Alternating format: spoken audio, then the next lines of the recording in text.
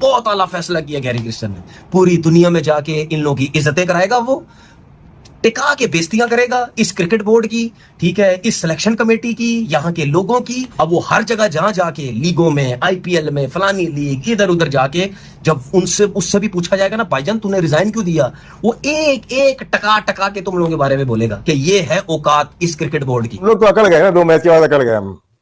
सरिया यहाँ पे सरिया, इधर सरिया, इधर सरिया, इधर तो कुछ है ही नहीं ना भेजे में, इधर तो कुछ है ही नहीं, होगा तो काम करेंगे ना। अगर आप टॉप लेवल पर लोगों को बार बार बदलते रहेंगे तो फिर वो स्टेबिलिटी आ नहीं सकती, क्योंकि खिलाड़ी यही हैं, इन्होंने उनके साथ अगर खेलना है तो हर शख्स जब आता है हेड कोच के ओहदे पर या चीफ सेलेक्टर के ओहदे पर तो उसकी अपनी एक सोच होती है। हमारे लोगों की अपनी इज्जत तो है नहीं, ये तो मुझे पता ही है, इसीलिए मैं बात करता हूँ कि यार यहाँ पे करप्शन, करप्ट लोग जिनकी अपनी इज्जत नहीं है, वो दूसरों की क्या इज्जत रखेंगे। मैं समझा कि बात हो गई होगी चेयरमैन साहब की। इंटरनेशनल डिपार्टमेंट नल्ले ही है हमारा ना, देखिए वहीं से आया सारा।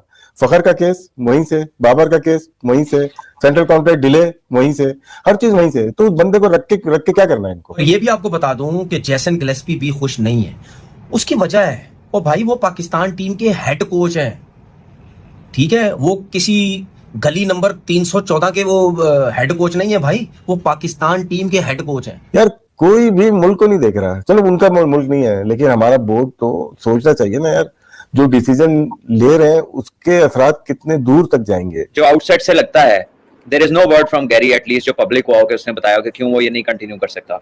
जब आप किसी टीम के साथ 2 साल का कॉन्ट्रैक्ट साइन करते हैं और आपके आगे बड़ी इंपॉर्टेंट असाइनमेंट्स होती हैं, तो फिर देखिए कोच सिर्फ ये एक फ्रेंचाइज नहीं है कि जिसमें आप आ गए, इवेंट पे ज्वाइन किया और इवेंट किया और आप घर चले गए। उनको अपनी इज्जत बेइज्जती की फिक्र होती है, ये हमारे लोग नहीं है।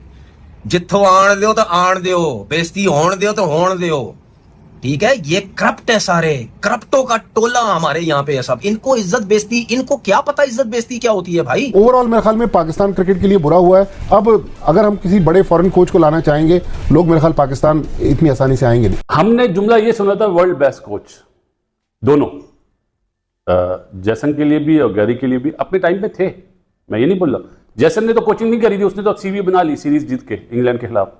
अब वो कहीं पे भी जा सकता है, उसकी सीवी में ये लिखा जाएगा 2-1 से इंग्लैंड को हराया। वो दुनिया में कोचिंग करता है भाई, उसने इंडिया जैसी टीम, साउथ अफ्रीका जैसी टीमों के साथ रहा है भाई वो, उसके बाद डिफरेंट फ्रेंचाइजीज के साथ हो रहा है, वो आईपीएल में काम करता है और लोग जगहों पे काम करता है।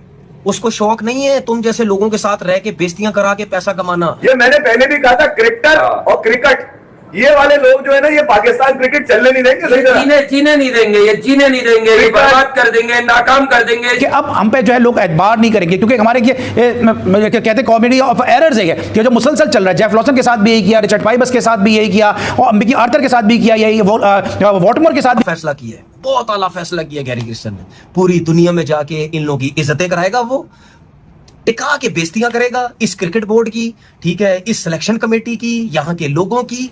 फिर कहते हैं ओ जी हमारे क्रिकेट बोर्ड की जो है ना वो रिलेशन इंडिया से नहीं अच्छे होते, हमारे क्रिकेट बोर्ड के जो रिलेशन है वो आईसीसी से अच्छे नहीं होते, हमारे क्रिकेट बोर्ड के ताल्लुकात औरों से क्यों इतने अच्छे नहीं होते। ये तुम लोगों की ये इज्जत देने की वजह से नहीं होते भाई।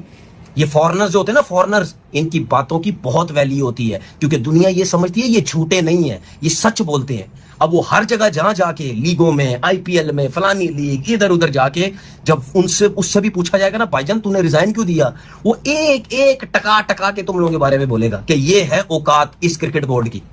समझ आई। अब इंतजार करो कि जेसन गिलेस्पी जिस दिन रिजाइन करता है, वो भी भरा पड़ा है, वो भी बताएगा आपको, ठीक है ना।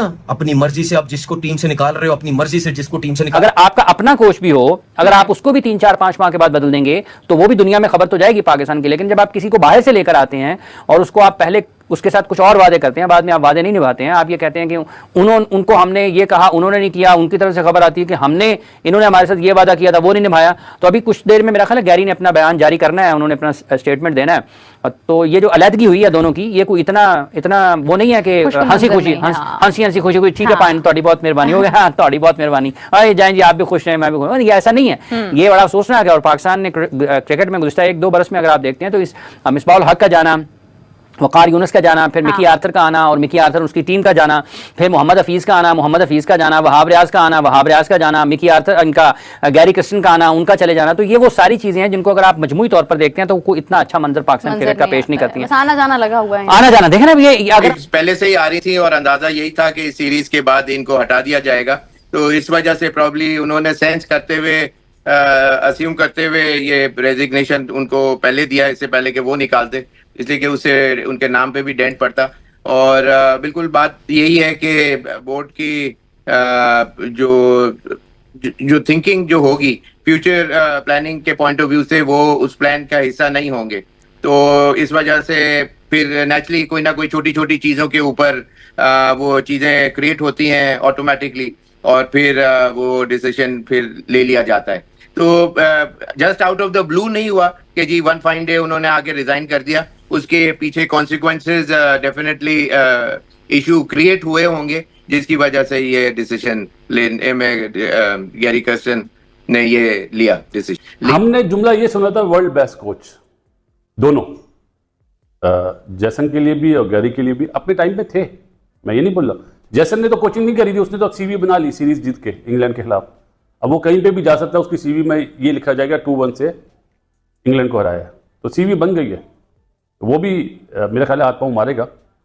बड़ी बात ही करता है कि एक्स क्रिकेटर ऐसी ऐसी बात करते हैं, तो मैंने बोला था भाई अपने साथ जो लोग लाए उनके बारे में तो जवाब दे दो, कोई सवाल करता नहीं ना, असल में मसला यह है। तो छोटे बादशाह साहब तो चले गए, बादशाह सलामत, कि रिजवान को क्यों कप्तान बनाया, वो चाह रहे थे किसी और को। अब बड़े बादशाह सलामत जो है ना, वो तैयारी करेंगे आहिस्ता आहिस्ता आहिस्ता चैंपियंस ट्रॉफी के बाद। उनका पहला हमला, अब ये गौर से सुनिएगा जरा, मैं कोई जर्नलिस्ट नहीं हूं भाई, ये आप लोग जो लिखते हैं ना journalist, I am not a journalist. जो आउटसाइड से लगता है there is no word from Gary at least जो पब्लिक हुआ कि उसने बताया कि क्यों वो ये नहीं कंटिन्यू कर सकता। जब आप किसी टीम के साथ 2 साल का कॉन्ट्रैक्ट साइन करते हैं और आपके आगे बड़ी इंपॉर्टेंट असाइनमेंट्स होती हैं, तो फिर देखिए कोच सिर्फ ये एक फ्रेंचाइज नहीं है कि जिसमें आप आ गए, इवेंट पे ज्वाइन किया और इवेंट किया और आप घर चले गए। कोचिंग में आपको अपने प्लेयर्स का, अपने रिसोर्सेज का, आपकी ए टीम का, आपके अंडर 19 तक आपको सारा इंटैक्ट नॉलेज होना चाहिए और आप उसके व्यूअर होने चाहिए, आप अपने फर्स्ट क्लास सिस्टम के व्यूअर होने चाहिए। बॉब वुलमर कोच था ना, वो सियालकोट मैच देखने पहुंच जाता था, क्लब का मैच हो रहा था मॉल्टन में